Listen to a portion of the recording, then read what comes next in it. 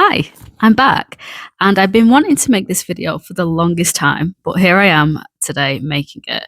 I wanted to talk about one of the biggest differences that I see between autistic people and non-autistic people, and that is in how their attention works. We hear how the attention differences of ADHD people operate, but I don't think that we often hear about how the attention differences of autistic people operate and why. So that's what I'm going to dive into today. Have you heard of monotropism? Autistic people are often monotropic. They're often monotropic thinkers, learners, and processors. And the vast majority of everybody else is polytropic, meaning that they have a good bandwidth to their attention. And what I mean by that is that it can spread across multiple things and that not cause them any difficulties. Like they can divert their attention across multiple topics in school, for example. Like they can, jump from a topic of conversation being on one subject area into another subject area with ease. That might be having multiple things to do throughout the day and then being able to flow through that day without much discomfort. Whereas the autistic mind struggles to have bandwidth. But what it does have in difference is it has depth. So it might not extend across multiple things as much as it does for the polytropic thinkers, learners, and processors, but it does have an exceptional depth to the subject area or the particular focus of that person. So I want to show you today just how that looks. I've seen it in clients, I see it in myself, I see it in family members, and I think that many people would feel seen if they understood this to the degree that I understand it. So I wanted to share that knowledge with you today. I wanted to show you how, if you are autistic or if you know somebody who is autistic, how their monotropic processing, thinking, and learning style affects multiple areas of their life. And what you might see with the autistic mind is that once they have latched onto something and they have become all consumed by that thing, they will hold on to it for dear life, and that will continue to deepen and deepen and deepen throughout their lifetime. And that is why they tend to have so much extra knowledge on a subject that just does probably not interest the general public, but it interests us. And I don't know who's watching this and how you feel about this so far, but it might seem like quite a positive thing to have a great amount of depth with a particular topic or knowledge area or interest. But I think the thing that is not spoke about enough is how it might affect people negatively. And I'm not talking about how it affects the other people and how they feel about it. I'm talking about the autistic person themselves, because I can honestly say that it affected my mental health being a monotropic thinker.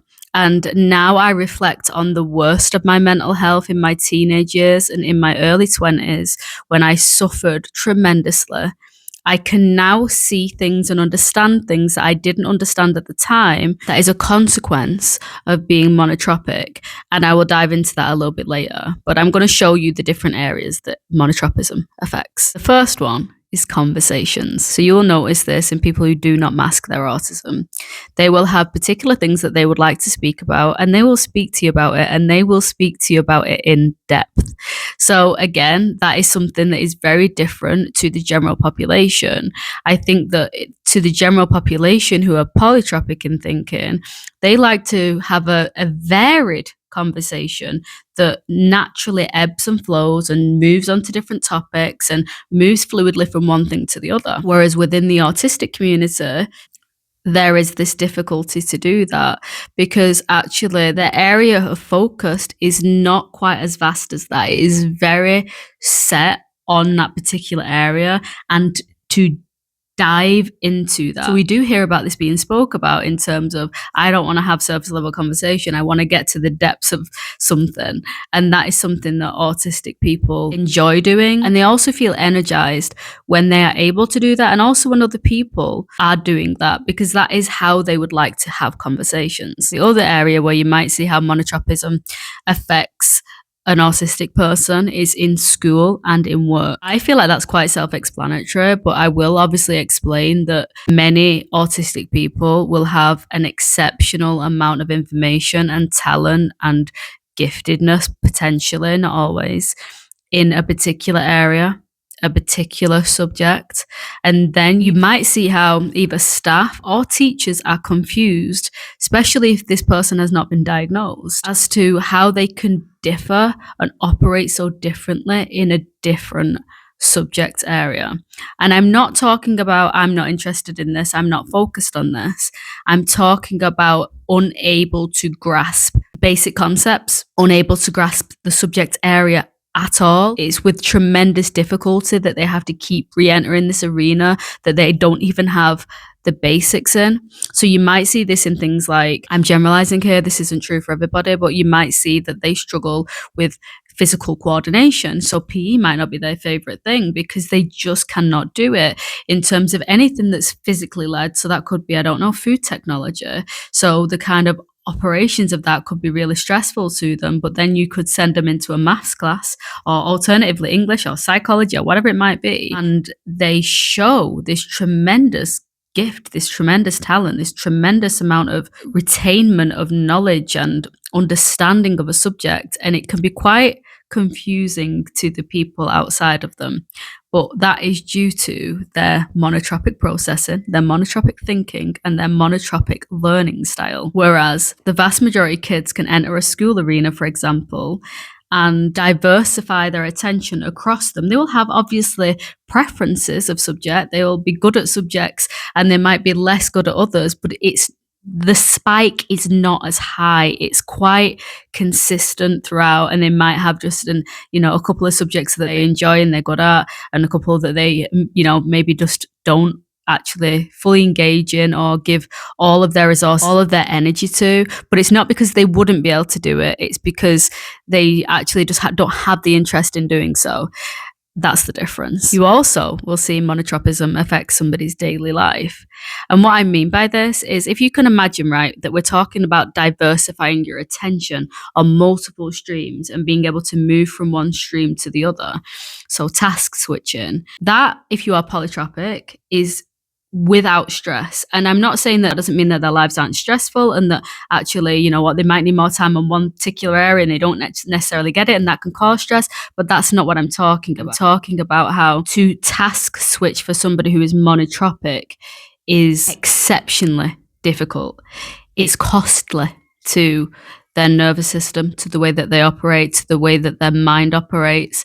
And this looks like being time blind. It looks like being consumed by an activity and not necessarily wanting to stop that activity or wanting to stop that activity, because you know that if you don't move on to the next task of your day, you are going to fall behind, and that's going to cause you a tremendous amount of stress. There's the expectations from other people, and this will affect how the autistic person is able to navigate day-to-day daily tasks and daily life. Something that I should mention off the back of that, I did mention obviously the task switching difficulties, but also that once they have entered a monotropic funnel, if you will, they are in a flow state.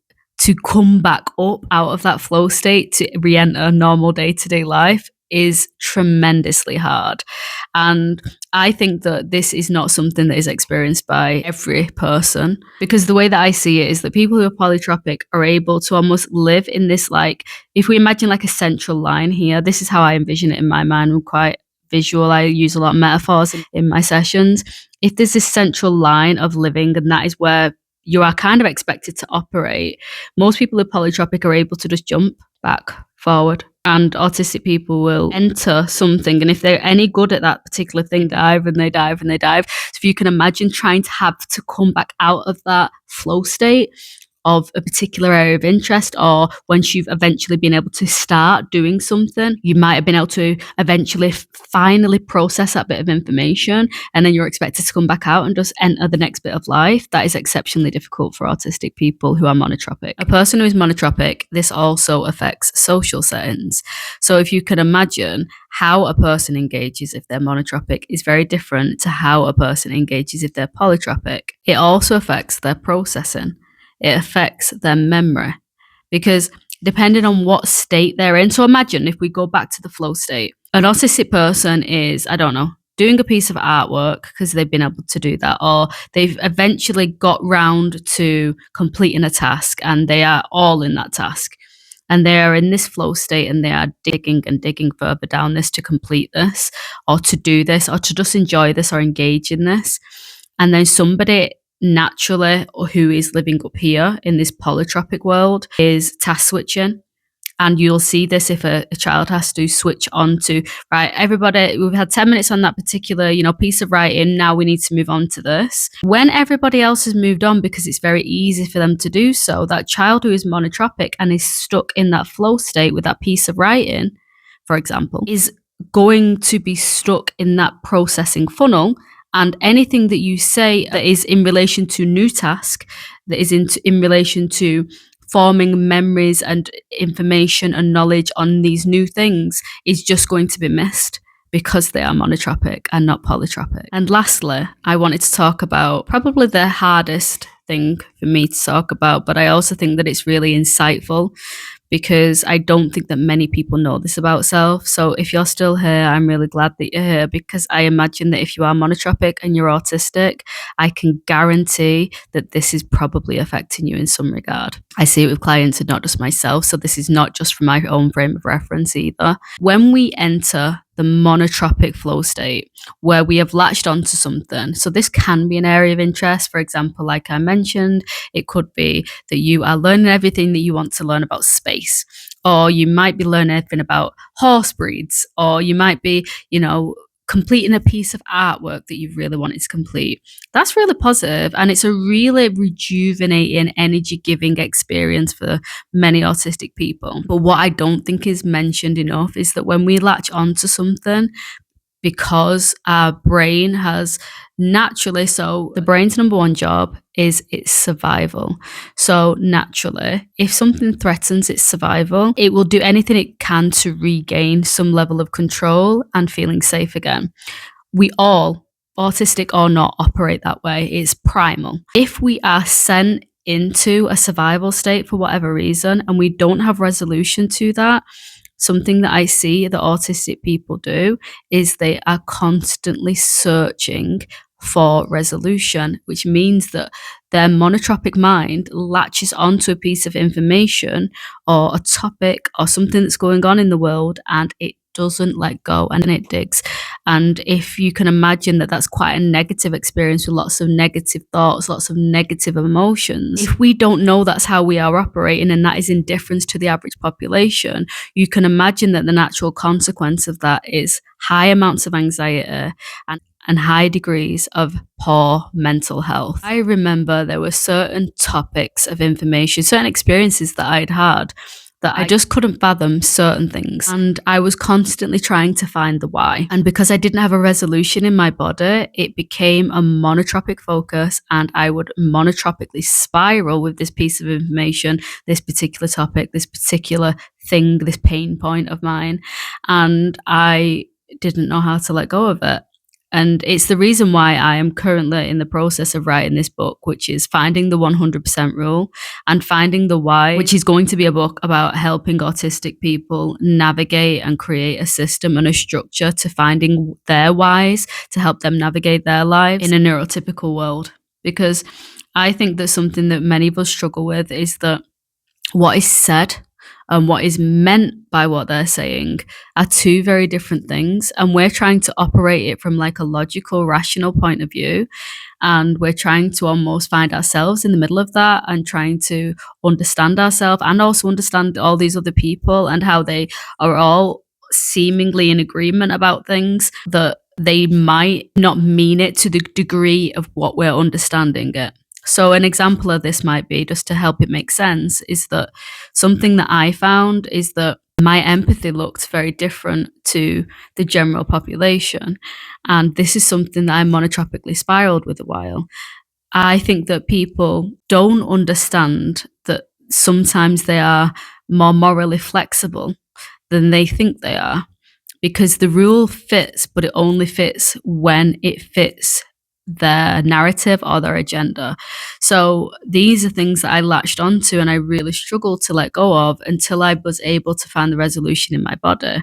And I want to say that sometimes if we can't find the resolution or the why, and we can't seem to get out of that spiral that we're stuck in, then the thing that I would suggest for that is not what I would typically suggest for non-autistic clients, because non-autistic clients, you could approach it in a very CBT way and that would work, but that won't work for an autistic client. And the main reason for that is because once we latch onto the thoughts, which is, event thoughts, that's the structure of CBT, we're not going to be able to exit that monotropic spiral without creating a new intense monotropic focus, and also looking for why and resolution and something that makes sense and will make sense to us all of the time, not just in this situation, but something that we can apply to greater life. But yeah, have you heard of monotropism? And if you are autistic and watching this, because I feel like I need to make more autistic content, because I feel like that's actually the content that does the best, because that must be my audience. I want to hear from you. I want to hear from you about how it affects your life and whether you've heard of it and whether you want to add something to it so that the people who maybe are looking at the comments might gain something new that I've not mentioned or not said. But let me know your thoughts. And as always, thank you for being here and take care of yourself.